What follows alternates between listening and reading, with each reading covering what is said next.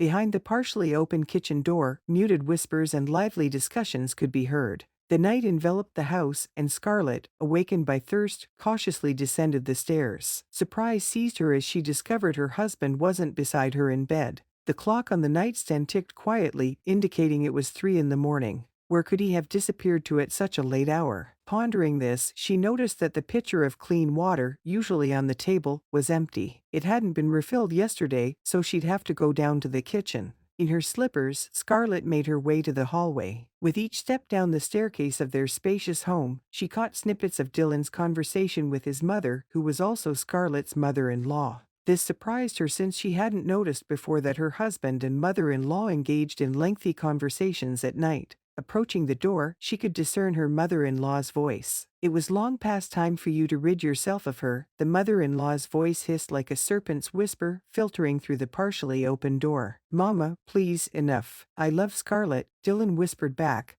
but his irritation was palpable even through the slightly ajar door. "You don't understand, son, with your finances, with your position, you could have chosen a wife from a decent family," the mother-in-law continued. Dylan raised his voice slightly. "You forget that when I married Scarlett, I had nothing. I'm sorry, but I raised you, worked myself to the bone to provide you with a good education so you could choose your own path in life. Thank you for that. The best thing you can do for me is to give me a grandchild. And you're depriving me of that opportunity," the mother-in-law insisted. "Mom, you know, Scarlett and I have tried many times to have a child. But if you don't start talking to her, don't file for divorce, and don't force her to leave the house, I'll tell Scarlett everything. I'll personally tell her about your other family," Dylan firmly stated, although Scarlett, at that moment, wasn't paying attention to it. For her, only 2 words resonated: another family, another family. Her heart almost stopped, and turning around, she rushed up the stairs to the bedroom. Everything heard that night became a dreadful revelation for her. If what her mother-in-law said was true, then it meant Dylan was deceiving her. How long has this been going on? How much time has he been living with 2 families? No, there simply couldn't be any truth to this. From the very beginning of their relationship,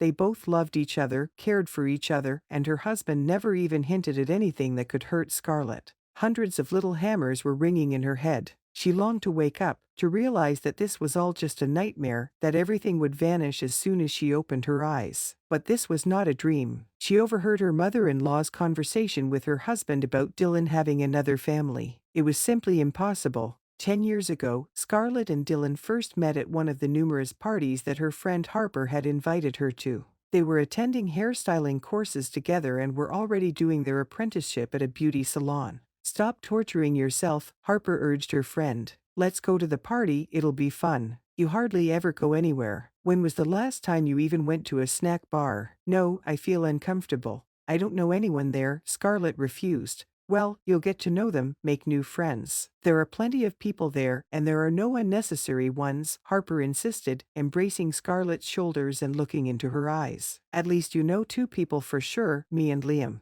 "That's a good argument." Liam was Harper's boyfriend, and the next day, Liam's friend, Dylan, threw a party for his birthday. Harper and Liam had been dating for 6 months already, and Scarlett was indeed acquainted with her friend's boyfriend. He was nice to her, and sometimes they would even hang out together. "Enough, I'm tired of persuading you, it's settled, you're coming with us." Harper struck a pose, clearly demonstrating her unwillingness to listen to Scarlett's refusals. "I have nothing to wear there." "Oh, that's not a problem." Harper opened the closet and started pulling out dresses, blouses, and skirts. "Pick what you want, you don't have to return it later." Scarlett looked at these clothes in bewilderment. She and Harper wore the same size. But which of these outfits should she choose? Her friend kept bringing dress after dress to her, trying to imagine which one would suit Scarlett best. "This is perfect. The turquoise dress with the belt will suit you beautifully. It will accentuate your waist but won't be too tight." "Try it on," suggested Harper. Scarlett put on the dress and looked at herself in the mirror. The dress indeed gracefully complemented her figure, the pleasant fabric emphasized her slender contours, while Harper was already carrying white high-heeled shoes from the hallway. "Oh, why did I gesture like that?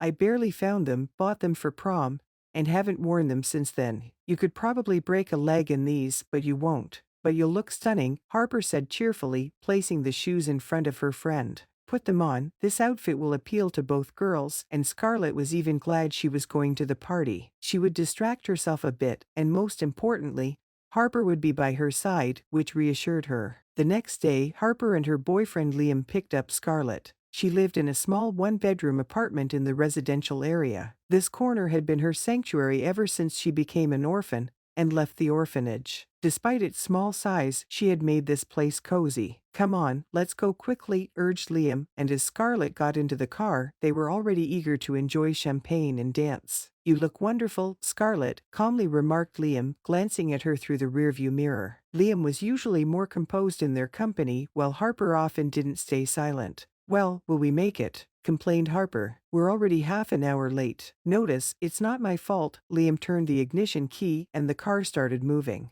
Scarlett gazed out the window at the streetlights already shining and the light coming from the windows of the high-rises. The bright displays of the central stores looked much more colorful than her residential area, where the streetlights didn't always illuminate the streets at night. At this party, Scarlett didn't know what awaited her, and that made her nervous. Taking the elevator to the 10th floor, they immediately heard loud music and cheerful chatter. Liam tried to press the doorbell next to the entrance, but nobody answered. "Hey, it's useless. Nobody will hear the bell," he said, and decided to pull the door, finding it was open. The trio entered the hallway, and for Scarlett, it was an encounter with a completely unfamiliar world. It was simply a huge apartment, adorned with expensive furniture. Colored lights played on the ceiling in the living room where guys and girls were dancing. The tall and statuesque host of the party instantly ran up to the guests, greeting his friend. At last, the birthday boy. His friend hugged him. "I thought you wouldn't come," he greeted Harper, who in turn pushed Scarlett forward.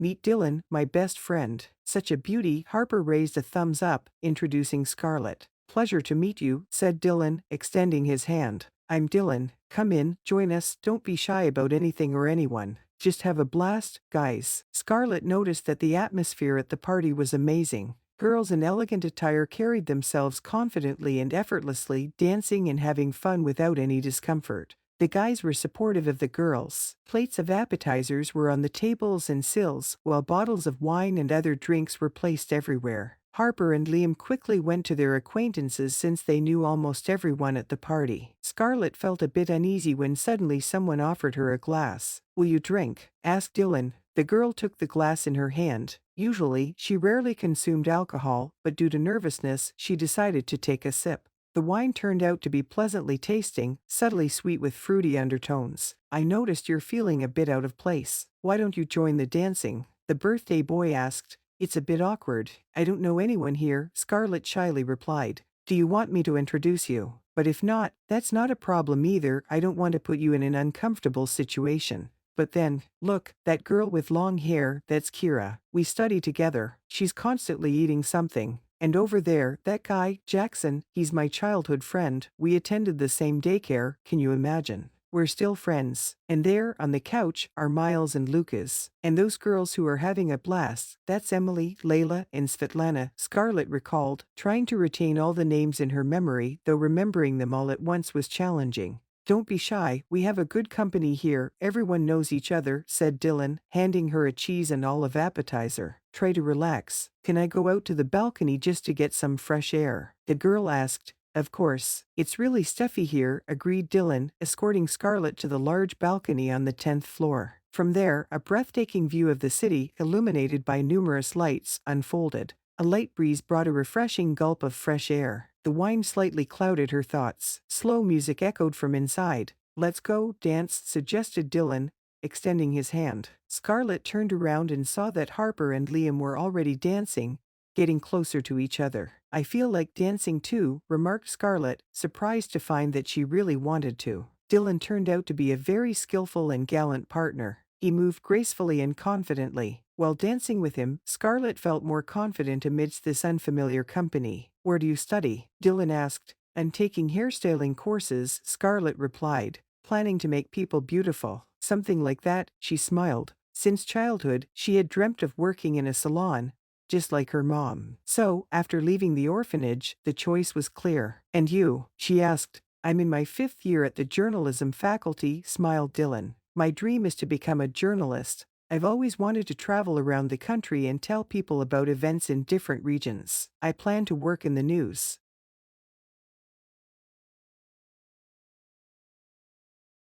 Yeah, without hairstylists, the correspondence on the screens would look, to put it mildly, not very presentable, they joked. The conversation flowed easily with this simple yet charming guy. As time passed, the group began to disperse. Liam called a taxi, leaving his car near Dylan's house. Parting ways, the birthday boy asked Scarlett for her phone number. "Can I call you sometime?" he asked. "Of course, call me," smiled Scarlett. She felt tired, but she was glad that Harper had persuaded her to attend this party. In the taxi, smiling mysteriously, Harper looked at Scarlett. "It seems you like Dylan," she stated, lightly poking her friend in the side. "He didn't leave your side all evening. Don't be naive, he's just very polite and hospitable." Scarlett lowered her gaze. "But I also like that guy," she confessed. "Hospitable host," joked Harper. "But you know, he's also one of the top students in the class and a sought-after bachelor." "Right, Liam." "Yeah, a sought-after bachelor without a bride," laughed Liam. "But this can be fixed," insisted Harper. "We can marry him off to our Scarlett." "Oh, enough already, here's my house," the girl pointed out to the driver as they pulled up to her 5-story building. The friends said their goodbyes and Scarlett headed towards the entrance. Scarlett woke up feeling dreadfully tired. She didn't even have the energy for a shower. She changed clothes and collapsed onto the couch, burying her face in a soft pillow. She woke up almost at noon, feeling the rays of the midday sun penetrating through the semi-dark curtains as she opened her eyes. Shaking off the remnants of sleep, she headed to the bathroom. The day promised to be eventful: first, classes, then a trip to the store for groceries and cooking. The fridge was almost empty. The leftovers were running out. The phone rang from the room. "Hello," she answered. "Hey, it's Dylan. Decided to call and see how you're doing.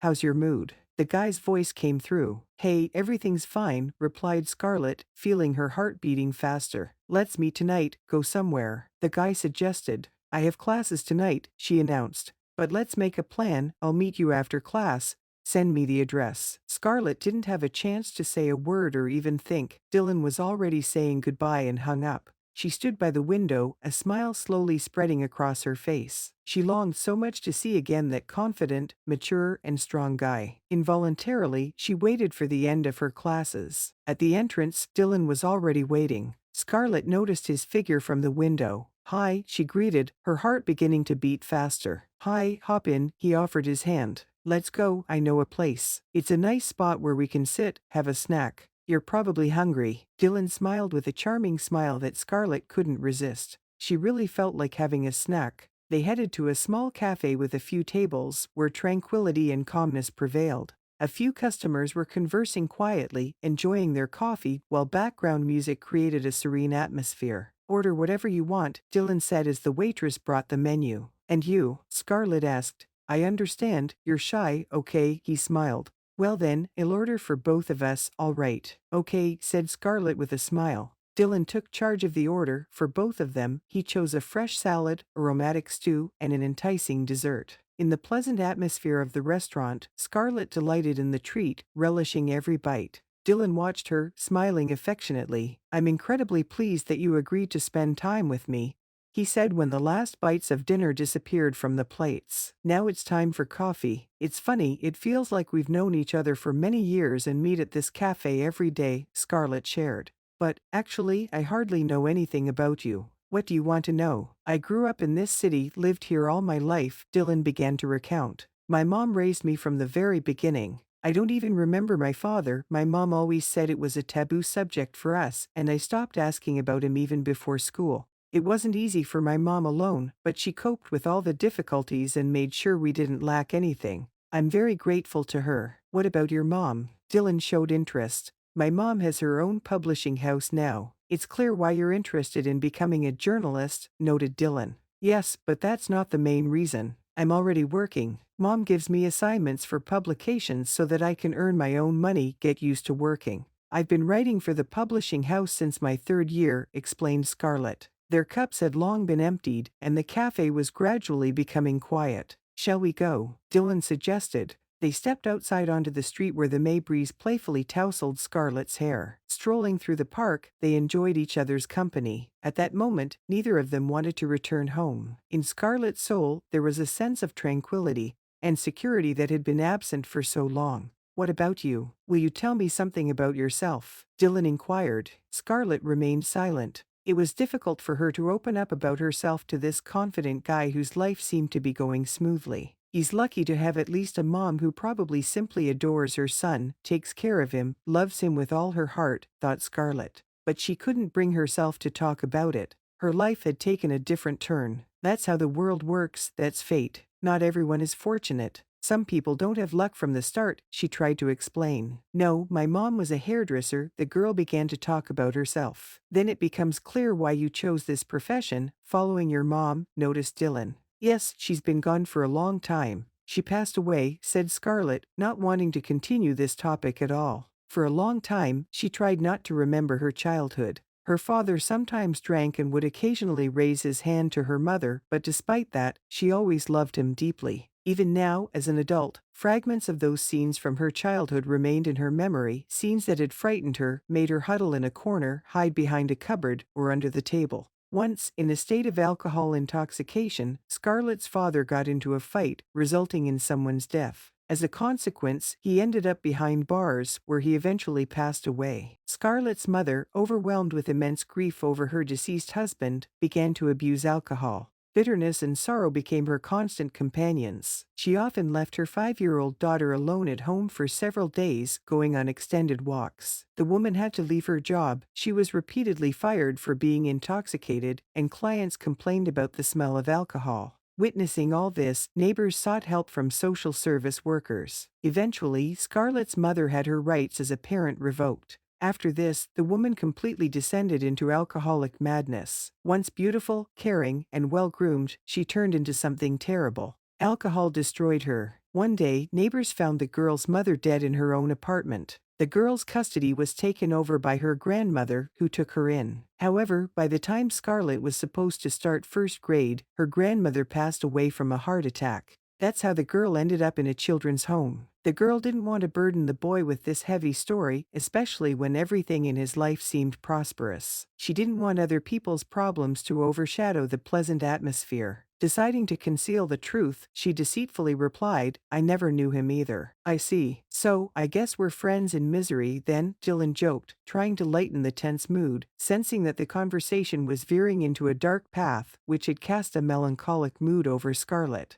But he didn't want to turn the evening into a confessional. Meanwhile, the girl delved into her memories. 2 years ago, she left the children's home. Initially, everything seemed fine, she was provided with an apartment, and she had savings in her account. But something happened that made her look at life differently. She realized that the world wasn't as kind and sheltered as it seemed in the children's home, where they cared for the children, taught and supported them. Once, returning late in the evening from a side job, she had to deal with a group of guys who started to behave inappropriately towards her. There was no one around, and 3 of them pinned her down. Out of fear, she couldn't utter a word. This dreadful evening haunted her for several weeks until she discovered she was pregnant. Scarlett decided on an abortion. She didn't want to raise a child without knowing who the father was, especially after what had happened. Her friend Harper helped organize everything, found a doctor who agreed to perform the procedure quickly and without unnecessary formalities. Without Harper, Scarlett would have been completely alone in this difficult process. "Did I offend you?" Dylan asked, noticing Scarlett had become withdrawn and lost in thought. "I'm just going through a really hard time right now." "I'm sorry," Scarlett replied, trying to avoid the conversation. They approached the entrance. The sky was sprinkled with stars, and the leaves on the trees, just starting to bloom, rustled in the light breeze. Dylan took Scarlett's hands, turned her towards him, and looked into her eyes attentively. "Your lashes are so beautiful," he thought. "I really don't want to say goodbye," he said softly. "Let's consider going out of town for the weekend and having a small picnic. I'll borrow my mom's car and we'll go somewhere. I promise you won't regret it. I know such a wonderful place where no sad thoughts will come." "I'll think about it," Scarlett replied. "I have to go now. But, of course, I'll hope that we'll see each other." He wanted to kiss her on the cheek, but Scarlett had already turned and headed towards the door. That night, Scarlett fell asleep with conflicting feelings in her heart. On one hand, she really liked Dylan. She had never felt anything like it before. A strange excitement enveloped her like a soft veil. But what he triggered in her, the most unpleasant memory, overshadowed all the pleasant moments of that evening. Life seemed unfair, but Scarlett had long accepted it and endeavored to live independently in a way that someone above would notice that she deserved happiness, doing everything possible for it. The morning began with a loud knock on the door. Scarlett woke up and glanced at the clock, 8:30. Who could come so early? Flustered and still in her slippers, she went to the hallway and opened the door to find Harper on the threshold. "Are you still sleeping?" Harper barged into the apartment, kicked off her high-heeled shoes, and headed to the kitchen. Rubbing her eyes, Scarlett followed her. "How can you be asleep when I have such news for you? But first, coffee. God, I need to wake up." Harper had already opened the cabinet and pulled out the unopened coffee jar that Scarlett had bought when grocery shopping the day before. "What are you waiting for? Turn on the kettle." "Why are you so excited about a cup of coffee?" inquired Harper, who was already preparing to brew the drink. "Yesterday late at night, the salon owner called me and said they're hiring both of us." "Imagine, something happened there. One of the stylists mixed up the compositions and oxidizer, and a few clients ended up with a blue tint to their hair. There was such a scandal that the owner immediately fired that creative stylist," explained Scarlett. "No way. It's surprising that such an unprofessional person is working in the salon. I tried calling you right away, but you didn't pick up, and then you became completely unreachable. By the way, your phone is still not reachable," Harper noted, slicing some sausage for breakfast. "Get ready, by 11 a.m. we need to be at the salon. Now we both have a permanent job, not some penny-paying side gigs. Can you believe it?" Harper enthusiastically announced, dancing a little and munching on her sandwich. Hearing Harper's words, Scarlett rushed to the bathroom, while Harper shouted after her, "Where were you yesterday? Why didn't you answer?" Harper heard a response from the bathroom that slightly puzzled her. Normally, Scarlett preferred to say that she was simply relaxing, reading books, or watching series. But today she mentioned she was out for a walk. Recalling the dreadful incident when Scarlett felt vulnerable alone, Harper was struck. If Scarlett was out for a walk, it meant she wasn't alone. Scarlett emerged from the bathroom, and with curiosity unveiled, Harper asked, "Who were we walking with?" With a smile full of wit, Harper added, "Was it Dylan, perhaps?" "Yes, he invited me for a stroll," replied Scarlett. "Yeah, what stroll?" "We just wandered, sat in a cafe, and then he escorted me home," Scarlett answered, visibly blushing. "Great. I'm happy for you, my friend. Dylan is a fantastic guy, and it's wonderful that you liked him so much. He invited you for a walk the very next day after meeting, and you didn't even want to go to that party. But it's all right, don't worry," reassured Harper, noticing Scarlett's embarrassment. "Okay, no big deal. Let's get ready. From this day on, Scarlett's life will start a new chapter," summarized Harper, not wanting to delve into her friend's personal matters. Later, the salon owner where they interned warmly greeted the girls. She showed them their workspace, one for both of them, for the time being. This suited both Scarlett and Harper. Scarlett enthusiastically immersed herself in her work. She relished the process and felt satisfaction when clients left the salon content, fresh and rejuvenated. The magic of hairstyling captivated Scarlett. One of the clients, a woman in her 50s, emerged after half an hour with a new hairstyle and a beautiful hair shade, eliminating any trace of gray. This styling emphasized her strengths and suited her excellently. Scarlett was so engrossed in her work that she almost forgot about Dylan until he called on Friday evening.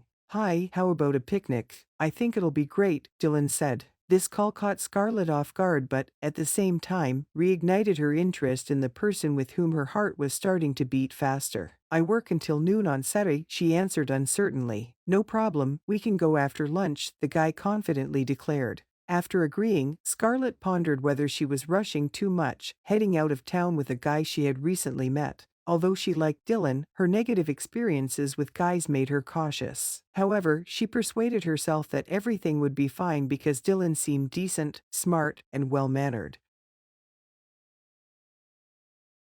Dylan picked her up, and they set off for the picnic, enjoying the wind and music in the car. Scarlett relished the views outside the window, while Dylan smiled as he looked at her. When they arrived at the lake shore, Dylan opened the trunk to get the food and grill. "Do you like this place?" he asked. "It's just wonderful. I'm thrilled," Scarlett replied. Dylan offered fruits and vegetables while he started preparing the meat. "It'll be crowded here in the summer, but now we can enjoy the seclusion," noted Dylan, thinking about the upcoming swimming season. "I don't know how to swim, they didn't teach us that at the orphanage," Scarlett revealed. "No problem, I can teach you in the summer," Dylan suggested. Meanwhile, Scarlett was cutting vegetables and preparing snacks, arranging them on plates. In between, she watched Dylan skillfully cooking meat on the coals, enjoying the aroma of the nearly finished kebabs. It was a beautiful day, they were having a great time. enjoying delicious food, listening to music, laughing, and simply conversing on various topics. Dylan no longer touched upon the subject of their past lives. She felt at ease and comfortable around him. At some point, the guy fell into thought and looked closely at Scarlett. "You know, when you came to the party that time, I just couldn't take my eyes off you," he said softly. "You're special, not like the girls from my faculty, not like childhood friends, not like those around me." Scarlett remained silent, unsure of how to respond to such a revelation. "I want you to be my girlfriend. I want to get to know you better every day, be by your side, help, and care for you," Dylan continued. Goosebumps ran down Scarlett's body. "I've never said such words before," the guy confessed. This pleasantly surprised the girl, but she didn't know how to react to such words, so she chose to remain silent. "Do you think I'm not appealing to you?" asked Dylan, gazing deeply into her blue eyes. "I do like you," Scarlett replied softly, "but are you sure you need someone like me? You have education, a nice apartment, and, in the end, a mother. And I'm just a hairdresser. That's not important at all. I'm sure everything will be fine for you. And about my mom, she'll like you, I'm sure of it. I think you're rushing things. We barely know each other," Scarlett said, plucking a blade of grass and playing with it in her hands. "Don't worry, I won't rush you. I just want to be with you, to see you more often." "I agree. Let's occasionally date and spend time together," she agreed. They smiled at each other and the tension slowly dissipated. Dylan drove Scarlett home after dusk. To her surprise, Scarlett hesitated to get out of the car. She enjoyed being close to him and didn't want to say goodbye. Dylan silently looked at her, then took her hand, drew closer, and kissed her. When she opened her eyes, he was smiling at her. Goodbye, she had to part, but he didn't let go of her hand. "Yes, goodbye," Scarlett whispered softly. She returned to her apartment, sat on the couch, and closed her eyes. A dense silence filled the room. She didn't want to turn on the TV or even switch on the lights. Over and over again, she felt Dylan's kiss on her lips, and an irresistible, soft, warm happiness filled her from within. 6 months passed. Dylan successfully defended his thesis and started working at a publishing house. During this time, Scarlett's mother expanded her client base at the beauty salon, attracting regular visitors who insisted on being attended to by Scarlett. The salon owner often praised the girl. "You're talented, Scarlett," she said. "People schedule appointments with me because of you. I'm proud of you." Dylan and Scarlett talked every day, arranged meetings, spent evenings together, visited cafes, cinemas, or simply strolled. True to his promise, Dylan did not rush Scarlett into intimate relationships. During this time, their relationship didn't have moments that were just about hugs and kisses. Once they cozied up in a cafe on the waterfront, choosing a table by the window. Outside, rain soaked the fallen yellow leaves, and the wind stubbornly tried to scatter the damp foliage. "Listen, Scarlett," Dylan began, holding her hand. "I want you to meet my mom. I think it's time. I love you, and I think inviting you for dinner tomorrow is the right moment." "Does your mom already know something about me?" she asked. "She knows I have a girlfriend, but nothing more. I want you to meet, to take our relationship to a new level.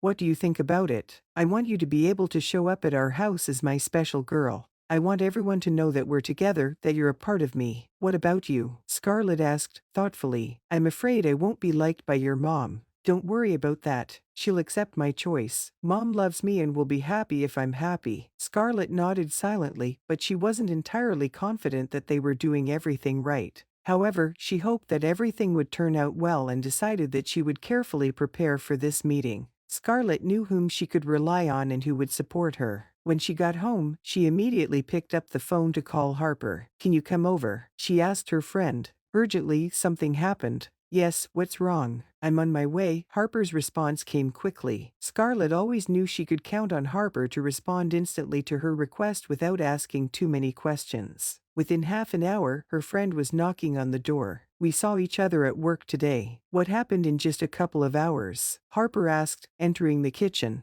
"Will you make tea?" "Yes, I'll pour it now," replied Scarlett, fetching the cups. "The thing is, Dylan suggested I meet his mom tomorrow." "Oh, wow," Harper exclaimed. Harper, of course, knew that Scarlett was dating Dylan and that both were deeply in love with each other. She also knew that apart from kisses, nothing more had happened between them, so she viewed their relationship more as platonic.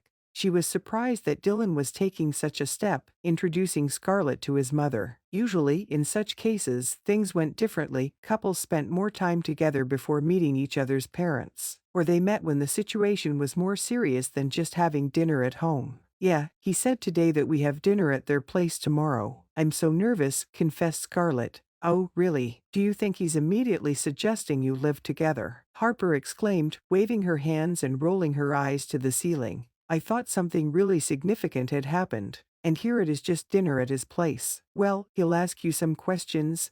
And what? That's normal. That's exactly what worries me. I'm afraid I'll start lying, like saying my father was a criminal, my mother drowned in alcohol, and I grew up in an orphanage, said Scarlett, resting her palms on her temples, trying to calm her racing pulse. I don't want to talk about this. It's better to avoid the questions, or say that they died. Often that stops further inquiries. But that's a lie, objected Harper. Starting a relationship with deceit isn't a good idea. Yes, but I didn't lie to Dylan about my parents, I just didn't tell him. He noticed it's a difficult topic for me and didn't bring it up again. So what do you think? Maybe his mom is also hiding something from him. Harper hugged Scarlett by the shoulders. Don't worry, everything will be fine. You don't understand, it's rude not to answer questions, Scarlett said. Better think about what image I want to present to his mother. At this tense moment, the girls continued to discuss how to best prepare for this meeting and handle this unexpected situation. Exactly, Harper agreed.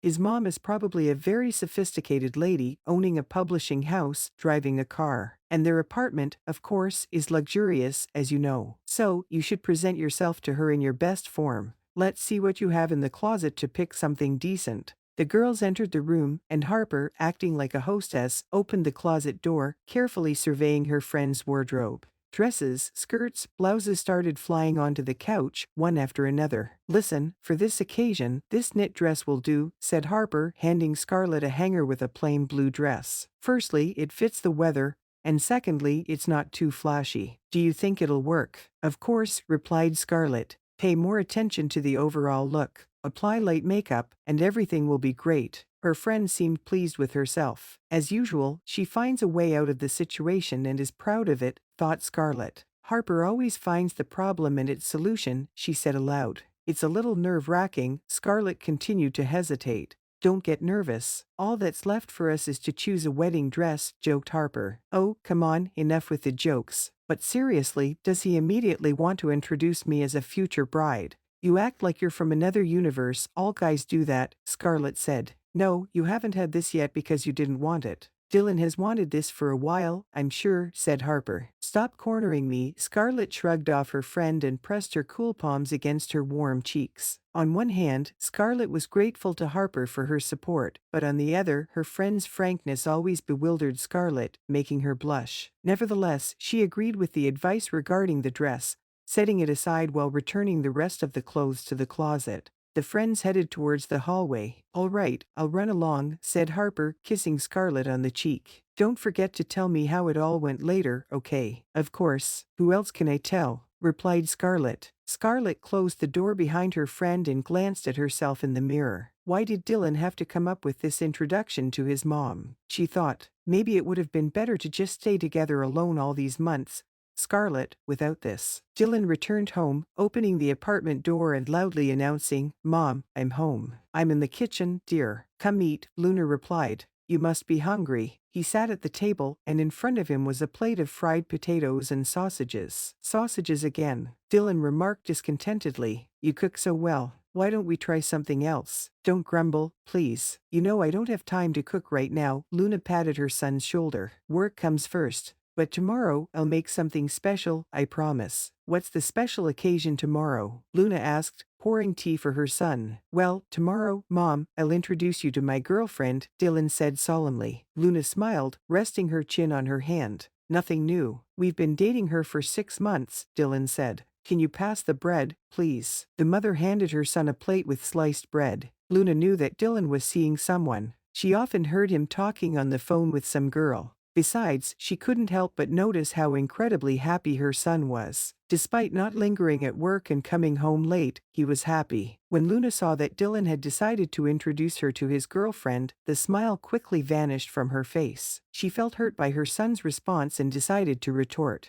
Maybe you could tell me a little. Who is she? Asked the mother, if only to know what to talk about with her. She's just a wonderful girl, Dylan interjected. That's enough, he added, wiping his mouth with a napkin and standing up from the table. Mom, I hope there won't be sausages on the table tomorrow. prepare everything beautifully and deliciously as you know how, Dylan asked, bidding farewell. I don't have time to cook at all. Order food from a restaurant, since she's such a gourmet, Mom, objected the offended Luna. She's not a gourmet, she's my beloved girlfriend, and I want your meeting to go well, for you to like her and she to like you, explained Dylan, hugging his mother's shoulders and kissing her on the cheek. Everything was very delicious. I'm off, he concluded, leaving Luna alone in the kitchen, bewildered. Luna quickly finished washing the dishes, this time spending a few extra minutes at the table lost in her thoughts. Her boy, who always seemed so small, had grown and changed, turning into an independent young man who no longer saw her as his primary support but rather perceived her as some kind of stranger. Confronting such a change was inevitable, and Luna felt that this moment would come sooner or later. Thoughts raced through her mind about how time was speeding by relentlessly, and soon her son would be able to start his own family, while she herself would face the new role of being a grandmother. She understood that these events might only happen in the distant future, but finding herself on the threshold of a new era and meeting the woman who had captured her son's heart felt entirely new and unexpected.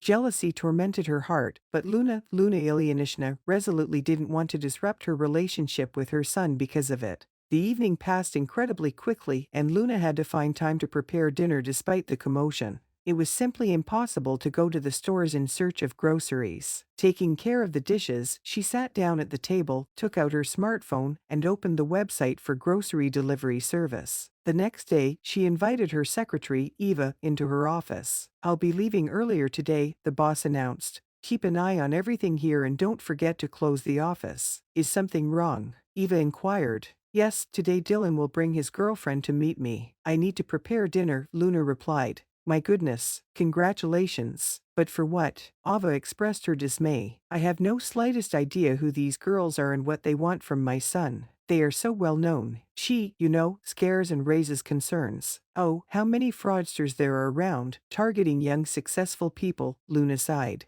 You're absolutely right, Luna, Ava nodded. I'll do everything possible, I'll handle the situation, take measures, Ava reassured her boss. Then, she took her purse, retrieved the car keys fob, and left the office. Ava stood there in the office, lost in thought. She had long felt a moral attraction towards her boss's son. Ava constantly tried to show him attention, bringing coffee, treating him with her homemade pastries, trying to please the guy. He thanked her but didn't show particular interest in the girl. She believed that with time, she would win his heart, but now all her hopes were crumbling. When Luna heard the sound of the opening door, she quickly took off her apron and hurried to the hallway. Before her stood her son, holding the hand of a girl in her 20s. The son's friend smiled shyly. Mom, meet Scarlett, said Dylan. Scarlett, this is my mom, Luna. Very nice to meet you, the girl said, trying to steady her voice. Dylan's mother carefully examined her, waiting for her son to help the girl take off her coat. She was wearing a simple blue knitted dress, long brown hair cascading over her shoulders. Luna noticed that her son had good taste. The girl was genuinely beautiful and carried herself modestly. At some point, Luna even sighed with relief. Scarlett, in turn, saw before her a beautiful, statuesque, elegantly dressed woman. She must have been around 45,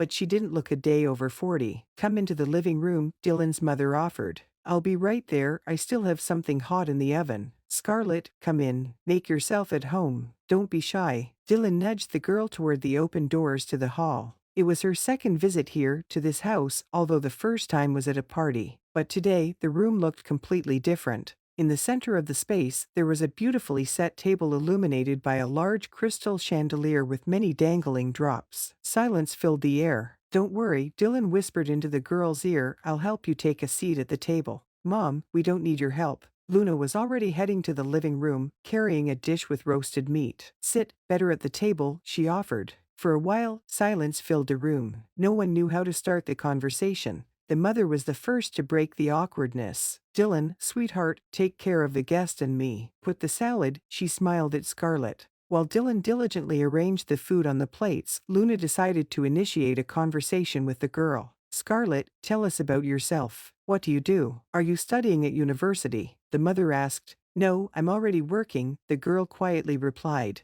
And you, Dylan's mom, do you work? Dylan interrupted the girl's response. She's a hairdresser at a beauty salon. Very talented, highly regarded at work. No, unfortunately, Scarlett replied. I took hairdressing courses and started working right away. The mother's gaze became ambiguous. Her initial impression of the pleasant-looking girl was starting to change. Luna expected Dylan's companion to have an education or at least a respectable profession. Instead, she discovered she was a hairdresser. "And who are your parents? What do they do?" Luna inquired further. Scarlett remained silent, lowering her head. She expected such questions, but answering them turned out to be very difficult. "Scarlett's mother is absent. And why are you prying like this? Let the guests eat in peace," Dylan intervened, defending the girl. "What do you mean by absent mother?" Luna set aside her fork and knife. "Who raised you, supported you?" "I grew up in an orphanage," Scarlett, finally mustering her strength, decisively replied. Luna's eyebrows raised in surprise. She silently lifted them and then let out a tired sigh. Taking some dishes from the table, she turned to her son. "Dylan, would you help me with the tea?" "Of course," the guy replied, stood up from the table, and followed his mother. As they moved towards the kitchen, Scarlett collected the empty plates and headed towards the kitchen to help clear the table too. Walking through the corridor, she unexpectedly overheard Luna and Dylan talking.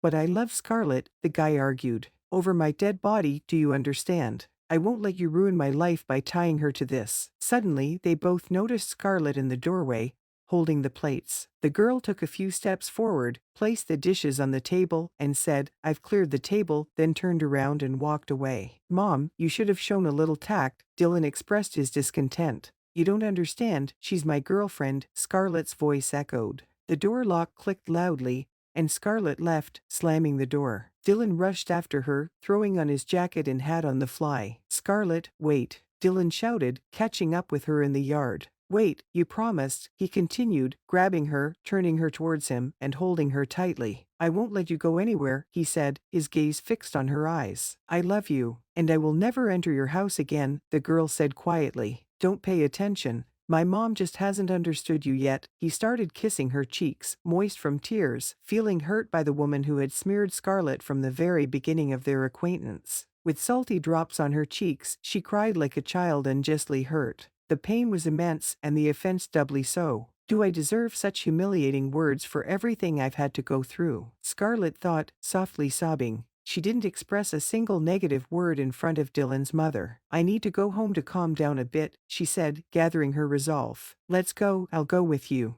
"I won't come back until my mom apologizes to you," the supportive girl replied. They hailed a taxi and headed to Scarlett's home. As usual, Dylan stopped at the entrance of the girl's building, hugged her, and kissed her on the lips. But suddenly Scarlett took his hand and whispered, "Come." She pulled Dylan towards the door, and they hurried to her floor. The girl quickly opened the door, and everything that followed seemed predestined. Dylan dreamed of closeness with his beloved girl but waited for the moment when she would want it herself. Today, he needed her embrace more than ever. He whispered, I love you," as the dawn approached. "I want to always be with you." "Let's get married," Dylan said, gazing into Scarlett's eyes. Not immediately comprehending his words, she sat down, covering herself with a blanket, looking at him with surprise. "Are you serious?" she asked, her eyes filled with concern. "As serious as it gets. What about your mom?" he replied, looking into her eyes. "What does my mom have to do with this?" Scarlett wondered. "She has her own life. I'm an adult, self-sufficient person.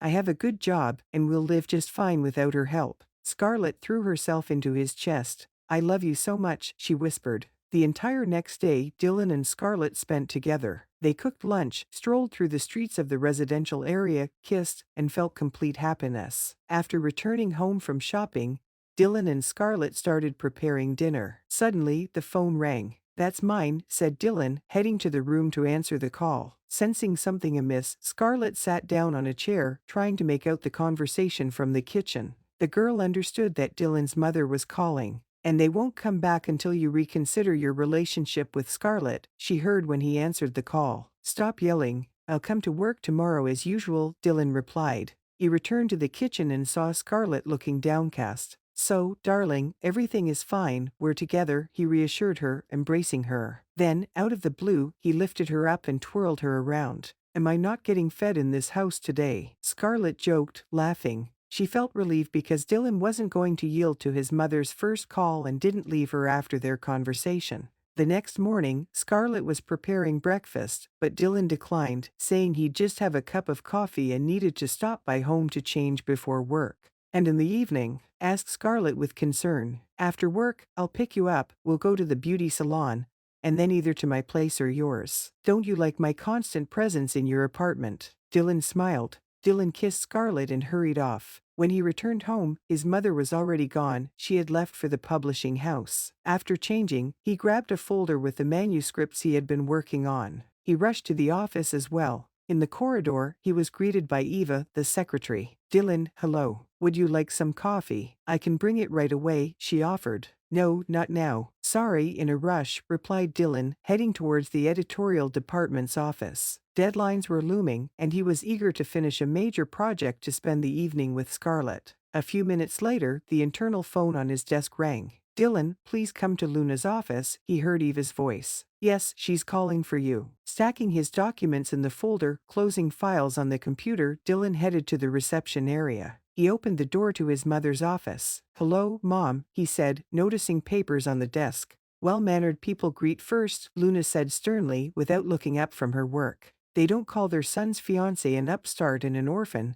They don't insult people they know nothing about, and they respect the choices of others." "Hello, Mom," Dylan repeated. Luna raised her head and looked closely at her son. Mixed feelings were evident in her eyes, love for her son and jealousy towards the girl who could potentially occupy a place in Dylan's heart that belonged to his mother. Dylan sighed, feeling excitement and tension within himself. He understood that this conversation was a pivotal moment for his relationship with his mother. He looked deeply into her eyes, trying to convey his sincerity.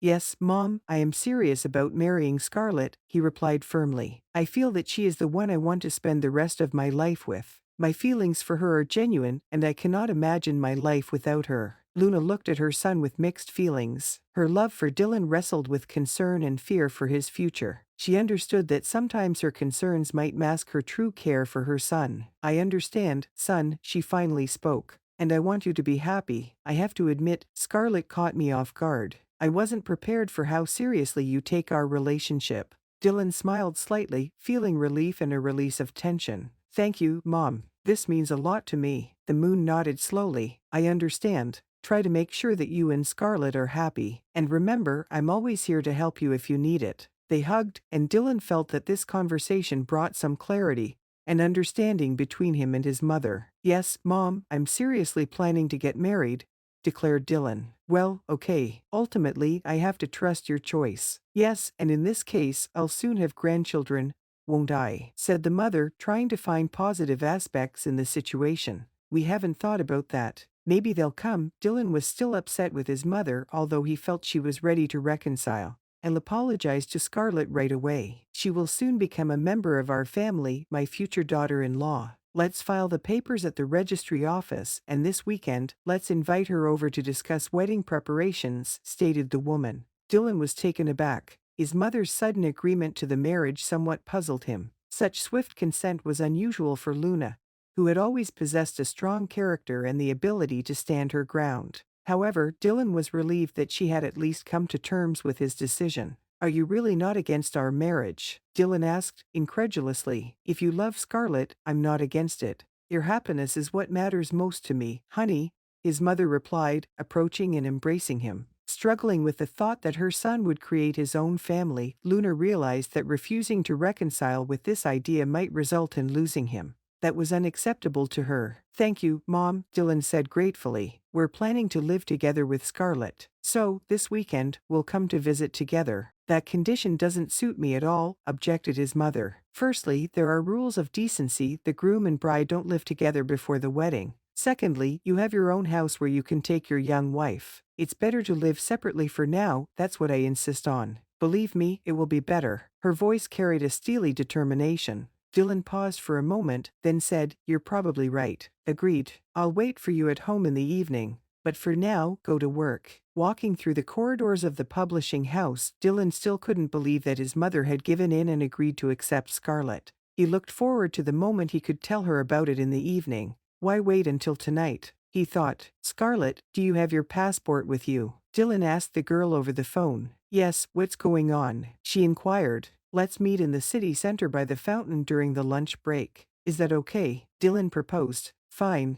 but what's going on? You'll find out when I get there, Scarlett replied, after which Dylan hung up. He pondered for a moment and then picked up his smartphone again to call the flower delivery service. I can't just go with Scarlett without a bouquet, Dylan thought. 2 months later, Dylan and Scarlett became spouses. The young couple experienced sincere happiness, and Luna, to maintain her reputation in front of the guests, agreed to the wedding. Over 50 people attended the celebration, mainly colleagues from the publishing house, business partners, and friends. Harper and Liam were also on the guest list, along with a few close friends of Dylan. The ceremony took place at a restaurant. Scarlett looked stunning in her snow-white dress, and Dylan, in his blue suit with a boutonniere of small white roses, looked smart and mature. Watching her son, Luna occasionally wiped away tears after the wedding. The young couple settled into the apartment belonging to the groom and his mother. After lengthy debates, it was decided that they would live together with Luna for the time being. The apartment was spacious enough to accommodate everyone. Scarlett tried to help Luna with the household chores. She wasn't very confident in cooking since she hadn't been taught in her childhood, but she acquired a recipe book and tried to follow its instructions. Her mother-in-law constantly praised her for her decency and cleanliness, as the bride genuinely cared about cleanliness and order throughout the apartment.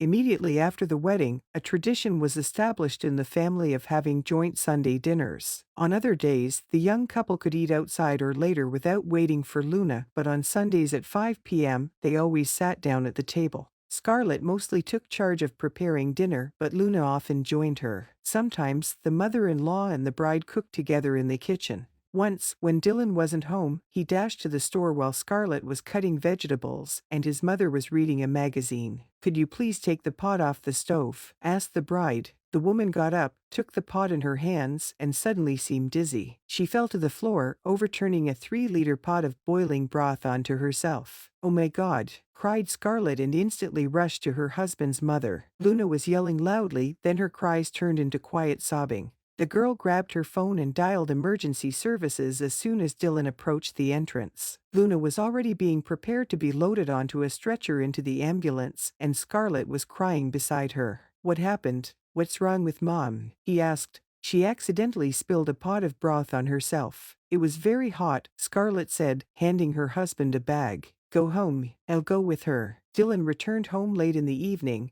and Scarlett couldn't calm down. She blamed herself for asking Luna to remove the pot from the stove when she could have done it herself. "Mom is very distressed," remarked Scarlett, addressing her husband. "She got a serious burn. She'll be in the hospital," replied Dylan. "How did this happen?" "I was cutting vegetables, and she was reading a magazine. I asked her to take the pot off the stove. She got up, but then started swaying and fell. Maybe she felt unwell and blames herself," explained Scarlett. "Don't blame yourself, you're not at fault, Mom. Do you think I don't know about this? She's had blood pressure issues for a while. Age doesn't make anyone immune to illnesses. Everything will be fine, don't worry," reassured Dylan. Luna spent an entire month in the hospital. Dylan had to temporarily take over the management of the publishing house. Scarlett requested leave from work and took care of her mother-in-law. She hardly left her side. She was in the hospital room from morning till evening, feeding, helping change clothes, talking to Luna, and reading manuscripts that Dylan passed on.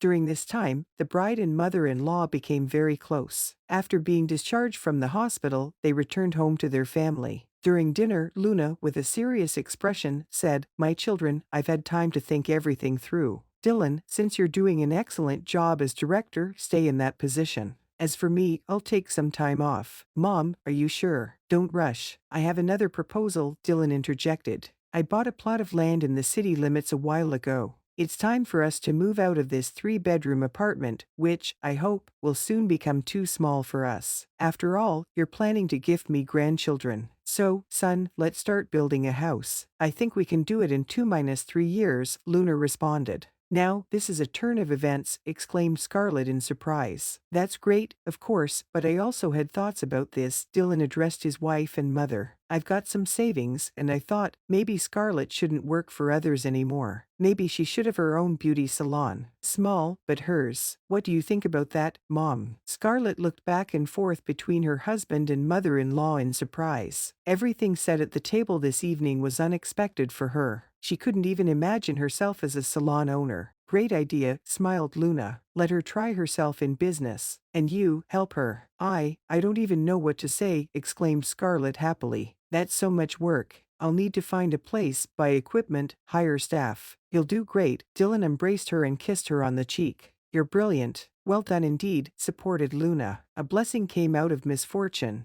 8 years passed. The family moved into a large 2-story house with their own plot of land. Luna enjoyed tending to flowers, growing roses, asters, peonies, and zinnias. Dylan successfully managed the publishing house, bringing in a stable income. Scarlett became a successful businesswoman.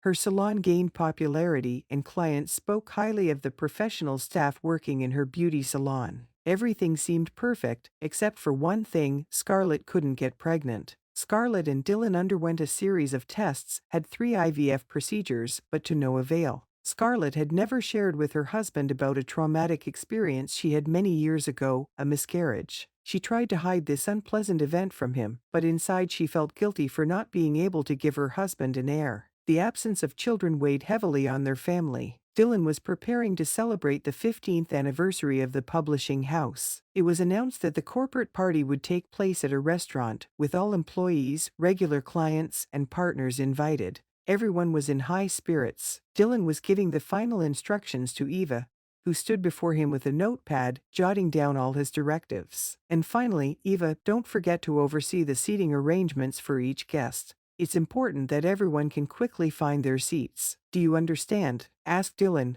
Yes, Dylan, mumbled Eva, smoothing her hair. She was still trying to make an impression on the attractive director. Dylan fell silent, scrutinizing her intently. Her attire looked excessively provocative. Eva, have you considered dressing more conservatively for work? The man asked. And don't you appreciate fashion, sir? Eva sharply retorted. In my opinion, I look very stylish and modern. I'd rather call it vulgarity, Dylan interrupted her. That's enough, go. The previous evening, Dylan's mother had once again begun a conversation about how they couldn't seem to give her grandchildren, which had brought Scarlett to tears. The man was so worn out by the constant conflicts between his mother and his wife that at times he did not want to return home. Recalling his wife's emotional display from the previous day, Dylan sighed heavily. Of course, he also wanted to have a son, but his feelings for Scarlett had not diminished over all these years, and he was not going to part with her just because there was no child in their family. His mother, however, continued to hint that it would be better if Dylan divorced. She tirelessly repeated that time was relentlessly passing, that she was getting older, and soon she wouldn't be able to dote on a grandchild, if one ever appeared.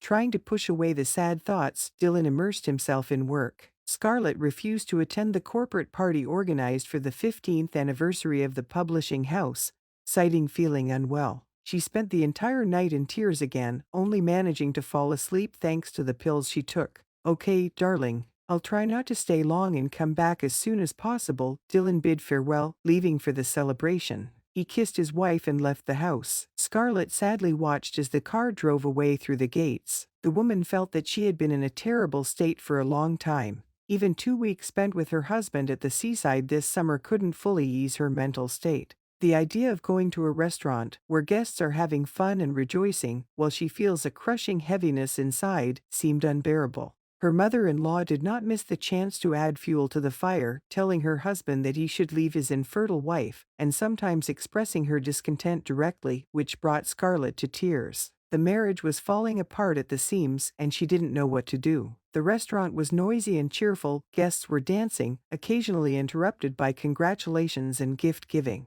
The publishing house's anniversary went great, but Dylan somehow overindulged. He downed one shot after another, barely ate, and by the end of the evening, he was on the edge. Thank you very much for the congratulations, I appreciate all of you, he exclaimed. Dylan's behavior, well known throughout the city, could damage the publishing house's reputation, but he didn't care. At one point, he even decided to enter a dance competition, surprising some guests and entertaining others. One of the attendees even pulled out a smartphone to capture the director's unusual behavior. Observing this, the secretary Eva realized that the situation was about to spiral out of control. She knew Dylan well enough to assume that he would regret his actions the next day. but something needed to be done now to prevent further negative consequences. To prevent possible embarrassing behavior from Dylan in front of the partners, who had already begun to look at him disapprovingly, Eva took matters into her own hands. "Dylan, let me dance with you," she said, approaching the director and embracing him around the waist, leading him towards the exit.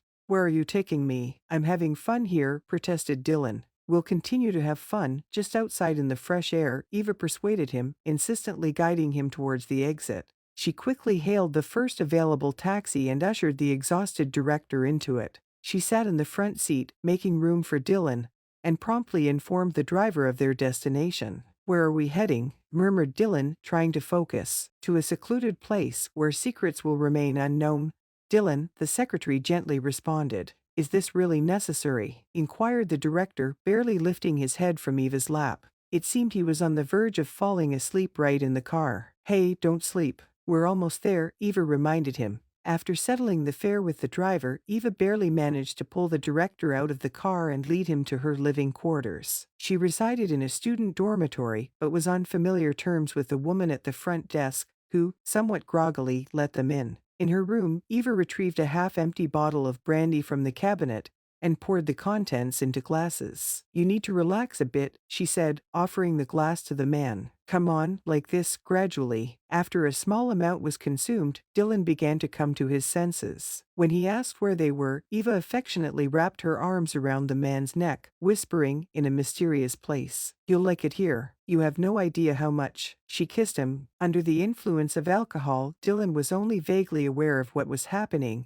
but he did not lose control. Eventually, Eva got what she wanted and dragged the director off to her bed. The next morning, Dylan had a terrible headache. With horror, he realized that he was in a small room, in a strange bed, next to his secretary, who was still stirring slightly. He got up, found his clothes, hastily dressed, and quickly left. Upon returning home, Scarlett was stunned. She had never before seen her beloved husband in such a wretched state. "You overdid it. You shouldn't have come back in this state," she said, listening to his story about how he had fallen asleep on the couch in his office at the publishing house. "Go take a shower and lie down, rest. You need to wake up," Scarlett advised him. "It's awful, you smell so bad. Why did you drink so much?" "Forgive me, darling, I don't know what got into me," Dylan apologized. His mother and wife tried not to dwell on the incident. At the same time, Eva reminded the director at every opportunity of the good times they had together. She continued to approach him at work, which began to irritate Dylan, although he felt guilty. He was angry with himself, not Eva. One day, the secretary entered the office without invitation, looking concerned.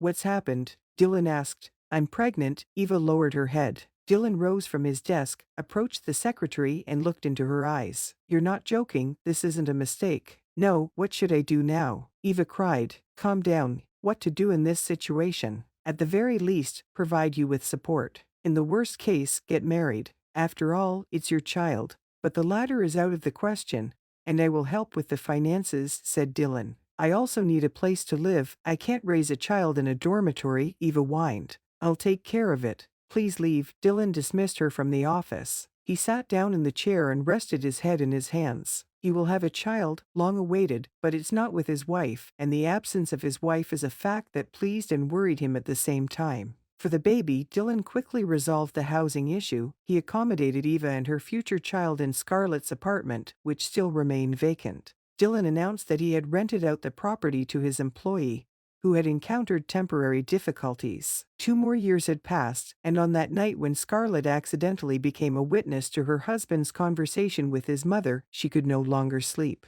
She and Dylan grew distant from each other and stopped making attempts to reconcile. They lived as friends, as acquaintances, and sometimes as neighbors. Dylan stayed late at work, not deeming it necessary to explain the reasons. Scarlett went to work at the salon as if on autopilot until an upheaval occurred. Dylan had another family. Scarlett's husband had a child on the side, a baby she couldn't bear. In the morning, Scarlett drank her coffee and headed to the salon. Thoughts about her beloved husband's double life haunted her. She walked, barely seeing anything, and suddenly the screech of car tires brought her out of her daze right at the pedestrian crossing. A huge black Jeep hit a girl with a stroller. Scarlett rushed to the injured girl, while the driver of the Jeep put the car in reverse and vanished from sight literally in the blink of an eye. "Pearl, are you alive?" Scarlett leaned over the young mother, who had already started to get up from the asphalt. A crowd began to gather around. Someone was shouting, "Call an ambulance quickly." Next to the injured girl's head, a pool of blood was slowly spreading on the asphalt. Hearing the baby crying, Scarlett rushed to lift the overturned stroller. The boy in a blue suit burst into tears. The woman unfastened the straps on the stroller and took the child in her arms. "SHH, SHH, little one," Scarlett whispered, trying to comfort the little boy. "Everything's okay, it's all behind us now. Don't cry." She rocked him, trying to console him and holding him close. At that moment, the sound of an ambulance approached, and the crowd of people made way, allowing the medics access to the girl lying on the asphalt. They placed the injured girl on a stretcher and carefully loaded her into the ambulance. The police arrived almost simultaneously. "Is she alive?" asked the police officer to the doctor. "For now, yes, but there are concerns. Not sure if we'll make it," replied the doctor, pointing to the phone lying nearby. "All right, bring it here, we need to call her relatives. We have witnesses," shouted the policeman to the crowd. "I am a witness," said Scarlett, still holding the baby in her arms. "Come with me," said the officer, leading her aside. "Is this your child?" he asked. "No, what? This is hers, that girl's. She had the stroller. A car ran the intersection and hit her." "Did anyone remember the car's number?" Scarlett answered haltingly. "No, didn't remember. Black, big, that's all," Scarlett reported. "Okay, sign a statement. We need to go to the hospital, get information from the doctors." "Can I come with you?" Scarlett asked. "Her child is here with me." The policeman carefully looked at Scarlett with the child. "Get in the car," he said, simultaneously scrolling through the contacts on the injured woman's phone and calling numbers he assumed belonged to her close relatives. On the way to the hospital, the baby calmed down and fell asleep in Scarlett's arms. She entered the emergency room and sat down on a chair. "Wait here, the father will arrive soon. I got through to him," said the policeman. "If you need anything, water or anything else, ask the nurses. I'll inform them." "What about the boy's mother?" asked Scarlett. "She's undergoing surgery now, nothing's known yet." "Let's wait," replied the policeman, walking away and leaving Scarlett alone with the baby. She couldn't take her eyes off the baby. He was about a year old, give or take. Scarlett didn't dwell on that detail. The baby slept peacefully, occasionally making sounds and smiling faintly. The woman's heart squeezed at the thought of what would happen to his mother, she pondered. Lost in thought, she didn't even notice the agitated man who rushed in through the door. "Are you okay?" Scarlett looked up and saw Dylan before her. The man was extremely distressed, breathing heavily. "Scarlett, what are you doing here?" asked Dylan, surprised to see his wife holding his son. "You've surprised me even more," replied Scarlett. "I got a call saying Ava was in an accident with a child." "Who's Ava?" Scarlett didn't understand anything. Dylan sighed deeply and sat next to his wife. He looked at his son, stroking his head. "Scarlett, this is my son, Andrew," Dylan said quietly. The word son. She understood everything but somehow felt no emotions. "Yes, it turned out that way. He's very handsome, takes after you," smiled Scarlett. Dylan looked at his wife in surprise as she admired his child born from another woman. His wife didn't create a scene, didn't ask questions.